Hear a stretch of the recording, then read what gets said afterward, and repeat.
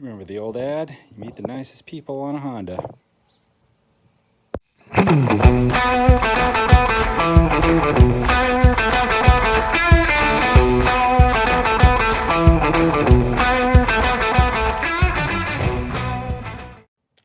Hello my friends, and welcome to Tom's Tinkering and Adventures. Today we're going to be doing a valve check / adjustment on a Honda CRF450X. This is a 2009 model, but they should almost all be very close to the same as far as the procedures to get in there and to check the valves. But if you're working on a different year model, make sure that you check your manual. RTFM, read the freaking manual. Before we get started, got to get the seat and the tank off. It's been a minute since I worked on one of these Hondas, but usually you got a couple bolts back here for the seat, and then tank, we've got a mount up here that we have to take off. I usually just take off this bolt right down here and keep the shrouds with the tank, and then underneath the seat I think there's just a rubber strap there, but we'll get that all off and I'll bring you on back. Oh yeah, these Hondas also have this fuel petcock that has a 8mm bolt right there, so you just disconnect the fuel line here. All right, tank's off, seat's off. Next thing we gotta do is get the valve cover off. Honda on this 450, I think the 250s as well. It's called the Unicam design. They have a single cam on the top instead of a dual cams. Makes it really easy. They actually thought this through.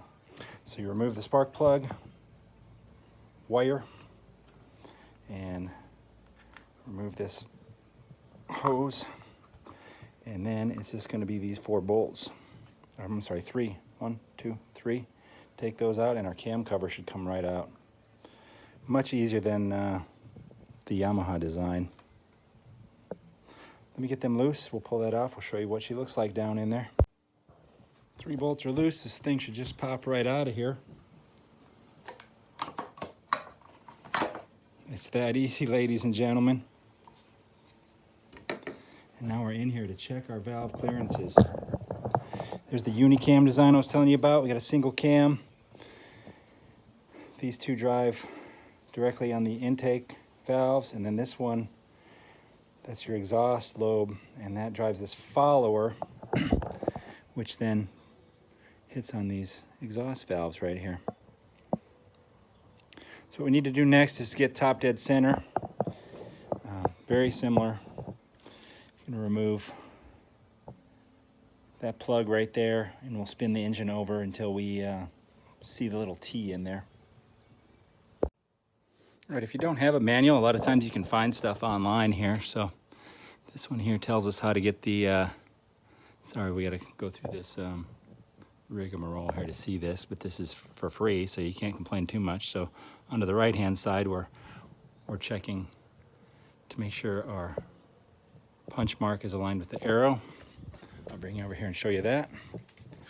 This is the right-hand side. So if you're working on something, this may be elementary to some people, but you always go from the back. So from the back, this is the right and that's the left. And right inside of there, I don't know how well you can see it, that punch mark right there on that gear has to line up with that arrow right there, or, you know, very close to it. So we're right there. There's also a line in here. Probably can't see it because of the light, but there's a line right there. That lines up, and then also on our camshaft, there is a line right there. See it? On the left-hand side of it, right next to the chain. There's probably one on the right-hand side that we can't quite see, but it's way in there as well. And usually those you want parallel. So now we can check our valve clearances. And according to the manual, they are Intake valve should be 0.16 millimeters plus or minus 3, so that's a range of 13 to 19, 0.13 to 0.19 millimeters. And the exhaust valve should be 28 plus or minus 0.03, so 0.25 to 0.31. I will be getting the feeler gauge set and we will check them all. There we are in the belly of the beast. So I've got my feeler gauge set here. I don't know if this is gonna be able to read that or not. This is a 0.127, it's the closest I've got to 0.13. And we're gonna check underneath the intake valve here between the cam and the bucket. And that one, 13 is going into that one. And 13 is going into that one. So we'll check the next bigger size, which is a 15. 15 appears to fit okay.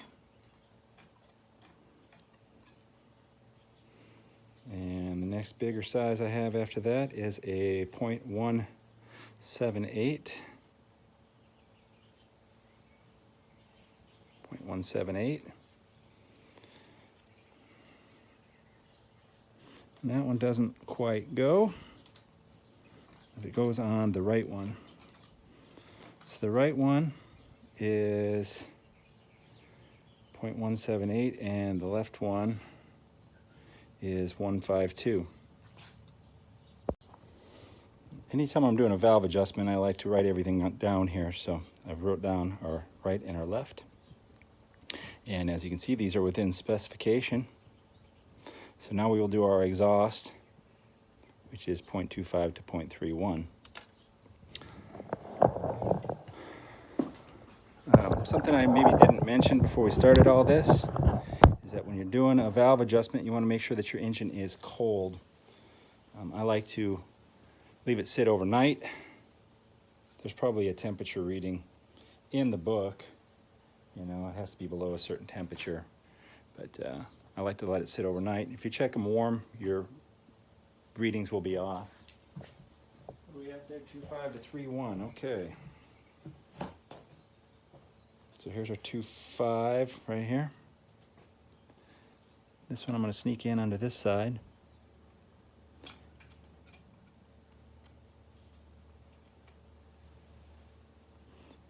.25 just fits. It's actually a 0.258 or something, so it's a little bit bigger than 0.25, but just where we need to be. All right, and 0.25 fits there as well. Let's try the next bigger size, which is a 0.28.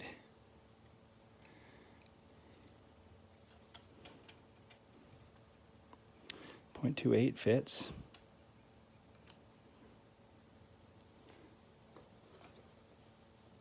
And it fits there as well. It's on a little bit on the tight side. When you're doing these valves, you want to feel a little bit of drag. So if it, here's exaggerated view.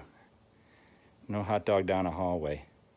A little bit of drag, not pinching it tight, just a little bit of drag. Hot dog down a hallway. What the? All right, here we go. We'll try the next bigger size is a 0.30, 30 hundredths. That one, it's, I could probably force it in there, but it doesn't go. Same on this side. So we will go with the 0.279, which is like 0.28. 0.279. I gotta say, I'm kind of surprised. I was expecting to see some tight valves.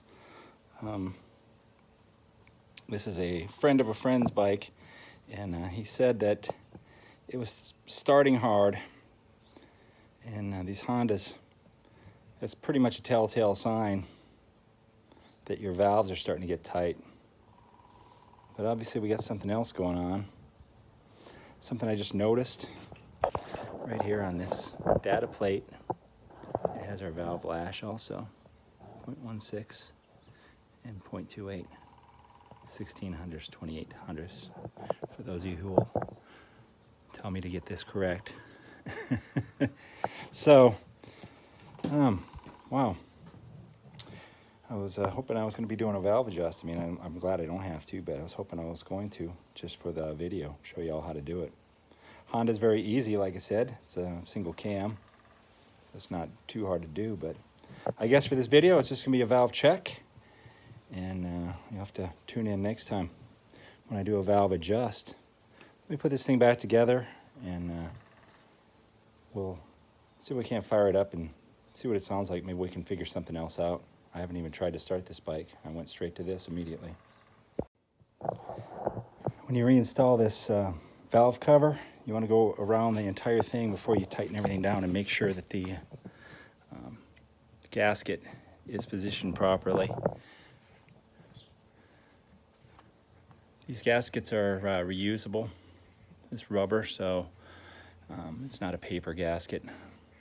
And usually you put a little bit of sealant on the cover and stick the gasket to the cover. But when you're putting it in here, you got to squeeze by some stuff, these cables and that sort of stuff. So sometimes it pops off. So you want to make sure that's seated properly. When I was tightening up these bolts, this back one wouldn't tighten up. So I pulled the bolt out, and there's a little bit of the threads from the cylinder head came out. Now I don't have a helicoil set, so I did a little farm trick. I guess I should have showed you that. I cut a little tiny piece of wire. This is 20,000 safety wire. I cut a little piece of that, put it into the bolt hole, and then tighten that down, which will hold it for now. But next time we do this, we got to get a helicoil kit and install a new helicoil. Fortunately, this is a nice place, plenty of room around it, real easy to get to. But there's some farm crap. Check out this bike. We got this twisted radiator. I don't know how well you can see how twisted that thing is. Pretty bent up.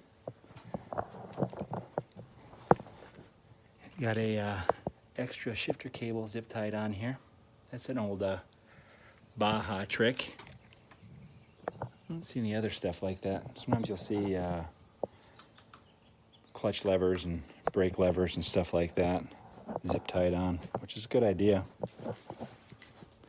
But I always get a kick out of how tweaked up these radiators get, and they still work.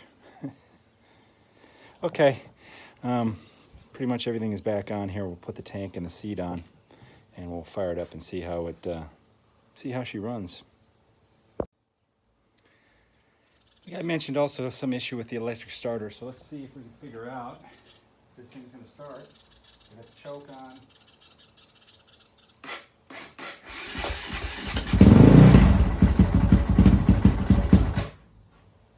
Sounds like it's starting.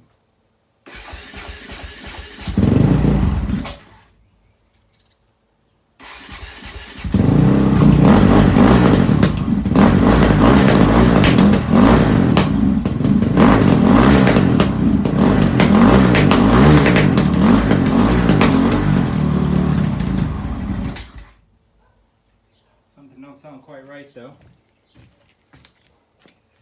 My thoughts are it's possibly carburetor related, but I guess I'll ask and find out. So maybe that'll be video number 2 on this thing. Carburetor. All right, well, we did what we could today. We got the valves checked. Apologize that we're not doing an adjustment on them, so you'll have to tune in to another video to get the adjustment if needed. But getting in there and checking them, that's half the battle. If you dig what I'm putting out, give me a thumbs up, leave a comment down below, and if you're not already a subscriber, please consider doing so. Thank you very much for watching. Get out there and find your adventure. Adios.